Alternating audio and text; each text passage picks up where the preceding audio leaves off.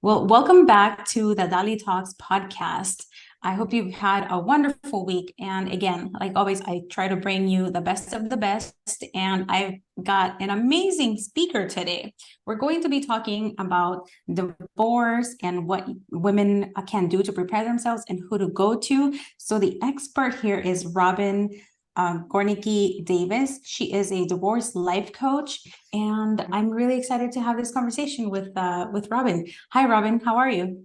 Hey, Dali, I am great. Thank you so much. Thank you for having me. It's my pleasure to talk on this subject, which unfortunately is becoming a lot more prominent than it used to be, I think, or talked about. Rather that, let's say, a lot more talked about. It used to be a hush hush. Yeah. Yeah. Well, yeah, and that's a positive, right? Yeah, for Yeah. sure. Mhm. Yeah. Yeah. Yeah. So Yeah. tell us, Robyn, how did you get into this field?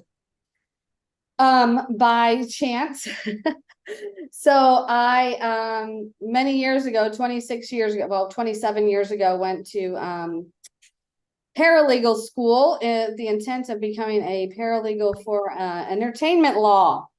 And when I filled out my application, said, what type of law do you want to work in? And I said, entertainment. It said, what kind of law do you not want to work in? And I said, family. And here you are.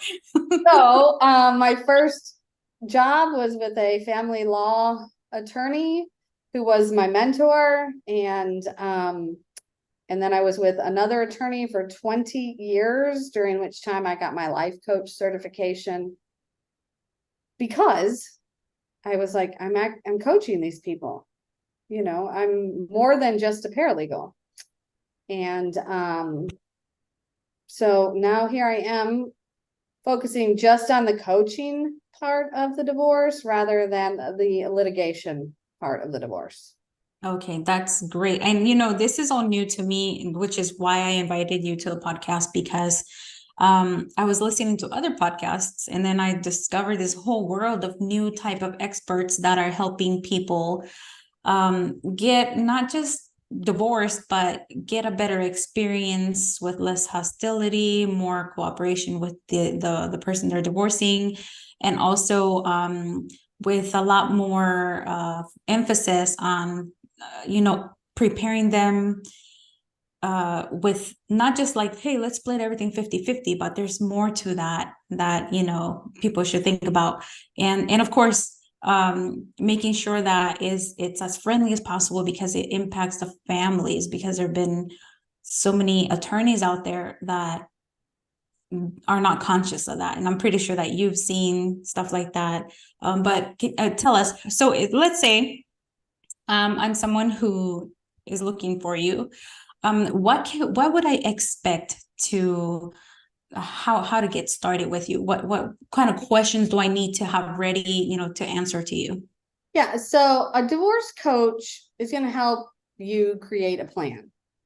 Going to help you unpack the emotions and the facts, if you will. That's partly why, not partly, mostly why divorces do get so litigious, is because unfortunately there's so many emotions attached to it, and rightly so. You need to have those emotions, you need to feel all those emotions, but we have to unpack which facts, which circumstances that matter, that are going to help you survive and thrive through this process.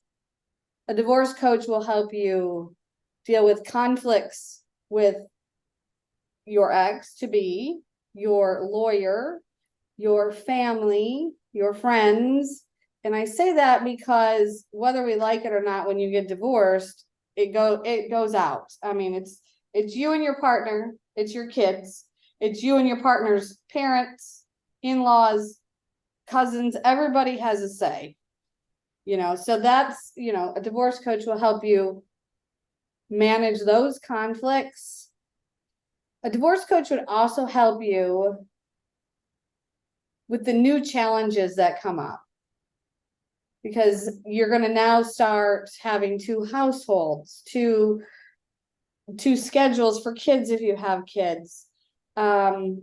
your friends are gonna change. That's a new challenge. If you've been married any amount of time, there's friends that you get from the other person, and you're gonna have that challenge. And a divorce coach is gonna give you personal attention. And I think that personal attention you get from a divorce coach is going to help you build your confidence to thrive after your divorce. I absolutely adore the attorney I worked for, but attorneys are in divorces are doing a business deal for you. And I know that sounds cold, and I know it sounds hard to hear, but a divorce is ultimately a business deal. You're dividing your finances and you are figuring out what your financial future looks like. The attorney is going to help you with that. The divorce coach is going to help you manage your feelings and expectations around that. And that's where I come in. Like I said, I've been doing it for 27 years now. I was always the person who took the call from the frantic person on the other end. He's done XYZ. She said XYZ. And then I would calm them through my coaching. So that's where I'm going with this.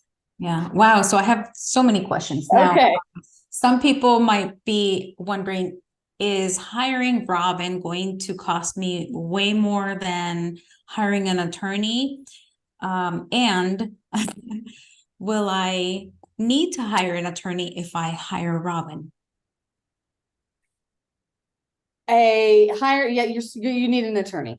Bottom line, you need an attorney. And it's a big comparison, but I use it, and you need to hire a good attorney, because I like to say you wouldn't go to the cheapest cancer doctor. Yeah. It's a big analogy, but it's the truth. And also you will actually save money if you hire Robyn, because you'll be able to narrow down your thoughts, your questions to take to your attorney. And because I was a paralegal for 26 years, I can help you do that. An attorney does not want to listen to the he said, she said. And most attorneys nowadays, at least where I am, any good attorney you're going to hire is between $350 and $550 an hour. And they are worth it. But if you could hire a coach like me for a 3 to 6 month period, which is at least what it's going to take you, you're going to save money, because I'm going to help you narrow down your questions, manage your thoughts, so that you're not sending crazy emails to your attorney in the middle of the night, and then they're reading that 2-page email you said, which didn't have anything to do with the facts. It's just all your emotions, and then they're going to bill you for that. So yes, you need an attorney. Yes, I'll save you money. Okay. So then when people work with you is between 3 to 6 months contracts. I would say that, yes, because in Tennessee, where I am, and I'm not, familiar with other states, I can definitely figure it out, but the minimum time it's going to take you to get divorced in Tennessee is 60 days if you have no children, 90 days if you have children. However, most divorces take between 6 months and a year. Yeah, that sounds a lot more realistic. Yeah. Because I think one of the biggest misconceptions that I've heard is when people say, oh, it should be easy. We don't really have a lot of assets anyway. And then they forget about 401ks, savings accounts, their home. What things should they be thinking of? So yeah, I cannot even tell you how many times I've heard that over my career. And I say, I appreciate your optimism, but there's a very unknown variable that happens in that, is that we don't know who they're going to hire, or they have hired one of the most litigious attorneys in town. And once they start meeting with their attorney, that's going to unfold a whole nother Pandora's box. So and also I try to work to make it as easy as possible. But yeah, I've heard that so many times. And I've also taken the call from people who say, I need to modify XYZ, and I hear what it is. And I'm like, why did your attorney tell you to do that? And they said, well, I didn't have an attorney when I got divorced. So then you're now spending more money to try to undo something that you agreed to long term. So I would say I have available a divorce 101 checklist. If you don't know your finances, you need to figure them out. You need to know all your 401ks, like you said, your house, the current market value, what you owe on it, if there's a HELOC on it, all of your bank accounts, all of their bank accounts, credit cards, any debts, all your assets. You need to getting that in order before you meet with an attorney will also save you time and money. Yeah. In Tennessee is a no-fault state. I know there's other states that have different laws. But essentially what that means in Tennessee, and I know I'm speaking to a broader audience than that, is that it's an equitable division. I think most states have gone to that now. And whomever I would work with, I would find out what state they are and just kind of get that idea so I could help them manage and navigate what information they needed. So is there a problem when these states go to that method, the equitable division of assets method? Is there a downside to that? I don't think it's a downside. No, I don't think so. I think it's the fairest way. Now you're going to get the guy who says they've been married for 20 years and he's worked and it's his money. That's going to say it's not fair. But no, I think it is the fairest way. And it's not going to be an equal amount, but it's going to be equitable, meaning the division can be manipulated in several ways so that both parties walk away with an equitable share so that their future will be okay. Okay. Yeah. No, I didn't realize that cutting everything down the middle was sometimes hurtful to one or the other in the relationship, because the potential value of a certain asset can be more beneficial to that person, or it can be a real hindrance or like a big burden, like taxes and stuff like that. So when people come to you, do you work with other people that help sort all of that out, kind of like make a projection of like, hey, if you take this asset, that's going to work to your benefit, or maybe you shouldn't take it, maybe you should take this instead?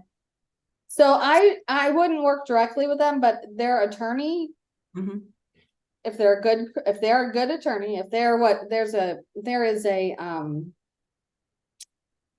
book called Martindale-Hubbell that rates attorneys. If their attorney is a highly rated attorney, and that they will have someone that they partner with that will help them get what assets benefit them long term. Because like you said, if there's a house that has a huge mortgage on it, you may not want that. Or if you sell it and you get a huge, capital gains tax, you may not want that. So any good attorney will help you navigate that. And I say that because sometimes financial management people, and there are good financial management people, don't know how the law works and will start telling people you should do XYZ without knowing what their states are going to order, what the court is going to do. And then if they talk to a person who doesn't work with their attorney and they get these expectations of, I should have $10,000 in alimony plus the house, and their attorney's like, yeah, that's not going to happen, then they get into a conflict with their attorney. So I would suggest anybody needs a financial person to help them manage their divorce, they get it directly from their attorney. Okay. And Robyn, what about people who they have no idea like how to get started? What tips would you give them before they come to you? What do they need to have? Before they come to me, I think the same information, their goals for coaching, what they want to get out of this. I can't change the divorce.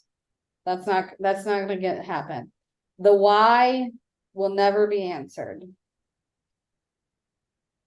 But I can help them plan for their future. I can help them see what they did gain from the marriage, because you did get something. If you've got children, you have beautiful children. If your spouse or you both worked for years, you do have financial money that you're invested into your future. I mean, it's hard for people to see the forest through the trees, if you use an old school saying. So that's what I'll help them do. I'll help them see what long-term looks like and navigate that. We'll create a plan. We'll set it out. We'll work on some mindset, some courage, some tools, excuse me, some tools that they can use when a situation comes up with their spouse, to not react, but to pause, think about what's happening, and then get back to them. Yeah, that sounds like that perfect person that you need to talk to in times like these, because sometimes going to a family or friend might be either embarrassing or maybe just biased, because we all want to be on our person's side, whoever, our best friend or our sister or whoever they are. What about communication with the attorney? So if I were to hire you, would you be the one communicating with the attorney? Are you the middle person, or would I still be the one communicating? I can certainly do that. I would suggest attorneys to you. If you don't have one, I could help you set up a consultation call with them. If you had an attorney, I would talk to you, get a release sign, make sure it's okay for me to talk to the attorney. Yeah, I can navigate finding an attorney, especially in Tennessee, since I've been in the business for a long time. I also know attorneys in other states.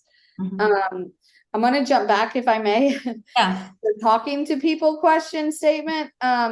This creates a lot of angst, frustration for divorce attorneys. That's where another big way where a coach can come in. So talk to me, the neutral person, rather than calling your bestie and saying, I cannot believe this is happening. And your bestie, like you said, is going to be on your side and be like, you shouldn't be putting up with that. You need to call your attorney back and say, you're not going to do this. I love besties. We all need one. But sometimes besties, or families, or your mom, they all are coming from a good place, but it's definitely on your side. And that's another reason you need a coach. And your coach is a neutral and will help you see both sides and find a neutral response for you. I like to say that you really need to set boundaries with your family and friends. The first boundary is you say, hey, I'm going through this divorce. I'm going to tell you what I need to tell you about it. But I need to give you permission to tell me not to talk about it when you feel like you've heard too much, because we've got that friend that's all they talk about. And then vice versa. I have permission as the person going through the divorce to say, I'm not talking about it today, and I need you not to ask me about it. So boundaries are huge with your friends and families. And that's another way a coach comes in to help. Yeah. Are you open to coaching people with as far as the relationship with the children? And is there at any point where you have meetings with the children as well as the parent? Yes, I've done it before. I have. I will definitely want to work with the parent for a period of time before I commit to that, but I have done it before, yes. Yeah. Yeah, because I'm sure that might help the parents too, because I can't imagine having to, especially the younger ones, having to tell them, hey, mom and dad are going to get divorced. And I'm pretty sure that that's got to be a hard thing to do and not really know what to say. And so I see the benefit of having you guide them, since you've already helped so many families go through that. And I can help them also literally formulate a script to tell their children. I've done it several times. And it really is better coming from mom and dad as a team if possible. The one thing that I have learned about kids over my 27-year career in this business is that they are so much more resilient than us adults give them credit for. They see what's happening in the house. They see mom and dad fighting, whether you try to hide it or not. They hear the loud conversations. They notice if mom or dad's not coming home. They know what's happening. I can count maybe a handful of times where I've had clients say that their children threw a fit when they told them. It's generally, yeah, we see you fighting. We knew this was coming. So I can definitely, formulate a script for you and your partner to tell your children, and help you work through how to say it, help let you practice say it, because you got to practice say things a lot sometimes so that you don't freeze up in the middle of it. Right. But yeah, I've talked to kids before, so I can definitely do that. I think it's better if I help coach the mom or the dad, mostly moms I've worked with, on how to talk to the kids. Yeah. They appreciate the honesty from mom and dad. Right. So can you share with us some things that you would not do as a life coach for people getting divorced? So I wouldn't give you any kind of legal advice. If you came to me and said, hey, my attorney says I need to do X, Y, Z, I would help you weigh out the options, but you would have to talk, you would have to pick, and you would have to talk to your attorney. I'm not going to give any kind of legal advice. I don't do therapy. I mean, if I get into, if we start working together and I actually think you need some kind of real therapy, I would help you find someone that would better serve you for sure. But I mean, I would help you learn tools. I'm also a yoga coach, yoga teacher. So I can help you with breath work, which I think is huge. I can teach you some tapping skills. I think tapping is a wonderful way to work your way out of a stressful situation, as well as breath work. So yeah, I would teach you all kinds of tools to help you manage when challenges and things like that come up. Okay. As a coach, I would be, so with my coaching, do you know about Voxer? The app? Yeah. Yes. So I offer Voxer with my coaching, and I give, a 24-hour response. So here's a situation example.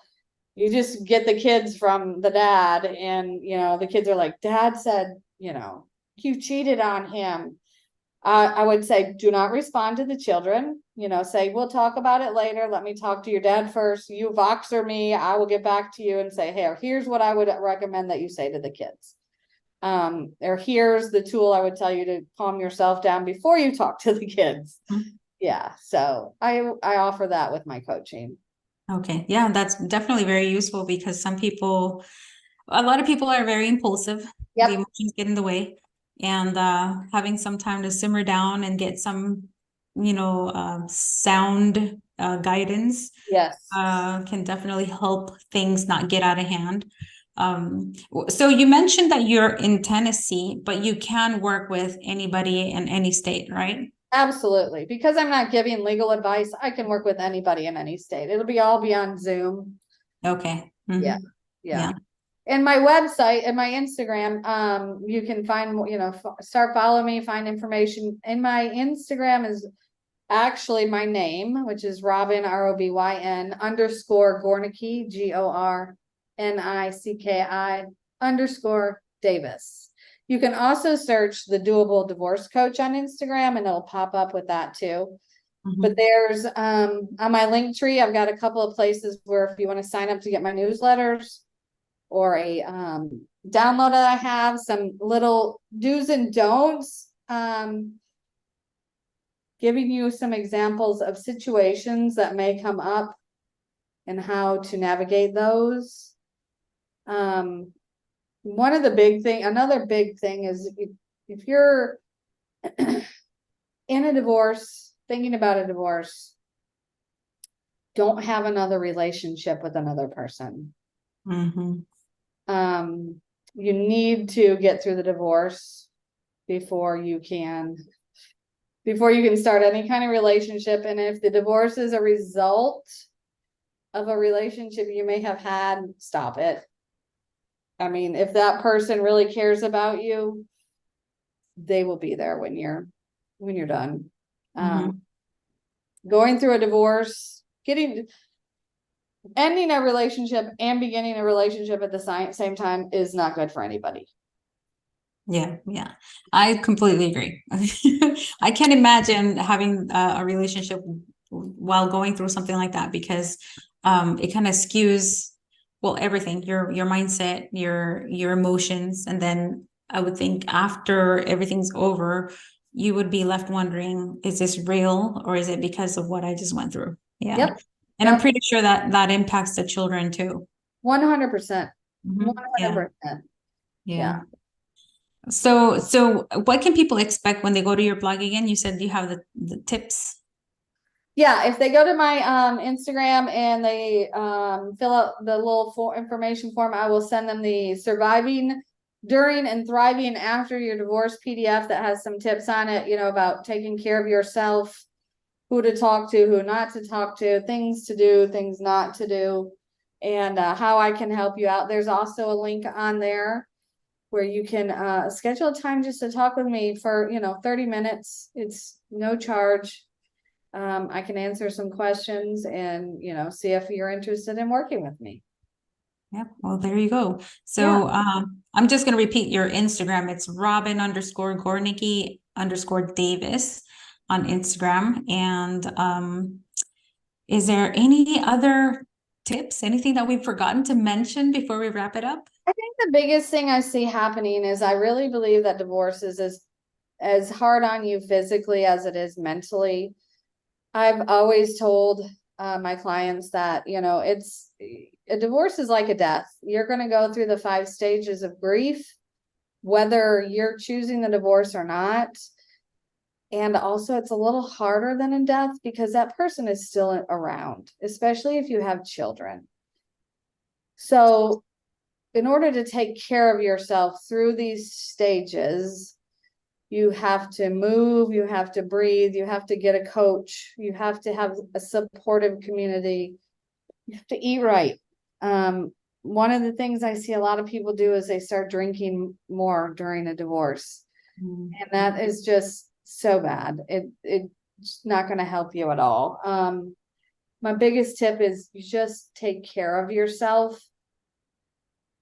Even if you don't have time, make 10 minutes a day to do something during your divorce that is helping you physically and mentally. Go for a walk, go sit out in your backyard in the grass, that kind of stuff. Yeah. Thank you so much, Robyn. Again, if you're listening, you can reach out to Robyn at Robyn_Gornicki_Davis on Instagram. You're going to see her link tree on there, and she has great resources, and take advantage of the free session. Yeah, for sure. Yeah. All right. And don't be shy if you're not in the state of Tennessee. Like you heard, she can help anybody from any state, especially because you're not giving the legal advice. That's always going to be the attorney's responsibility. Yeah. All right. Well, thank you so much for taking time to educate my listeners and myself. And I guess maybe we can make this another series if you have more information to share. Absolutely. I'd love to. All right. Thank you. Thank you, Dali. I hope that you enjoyed the conversation with Robyn. I know that if you are thinking about divorce or if you're already in the process, you can reach out to her. And you know what? If you know that you're going to do it, I think it would be really great for you to reach out to her now, because she might be able to help you sort out certain things that you haven't thought of yet before making that final decision. And I know that she mentioned this behind the scenes, so I just wanted to mention it. But she will be back. We're going to do a round 2, and she's going to dive deeper into the mindset part of divorce and the life coaching, and, more examples on how she helps. This is something that normally it is talked about in a negative light, and I really think we need to change that, because I feel like getting the courage to leave a relationship that is not serving you takes a lot of strength. I think that it's something that should be celebrated.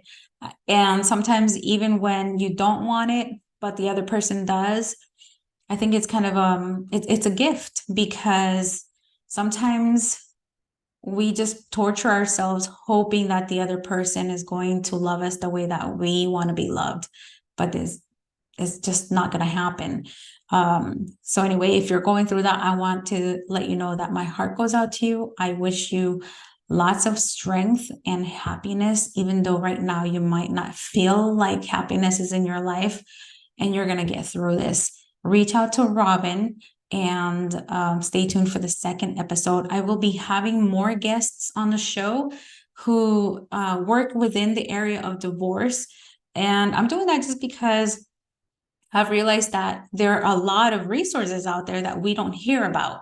So since most of my listeners are parents, and I know a lot of you have either gone through divorce or are going through it now, or even thinking about it, I want to make sure that you have the resources that you need so that you can be your best. Because especially if you have children, you need to be the best that you can, even throughout this hard time, because kids will always learn how to deal with challenges in life by watching you. So if you do your best, you're going to role model that for them. And I know, it's not easy. It just can't be easy. All right, I'm going to stop there. And I want to just thank you once again for always listening to the DaliTalks podcast. And I invite you to please share a review and to share this video or the podcast with somebody else.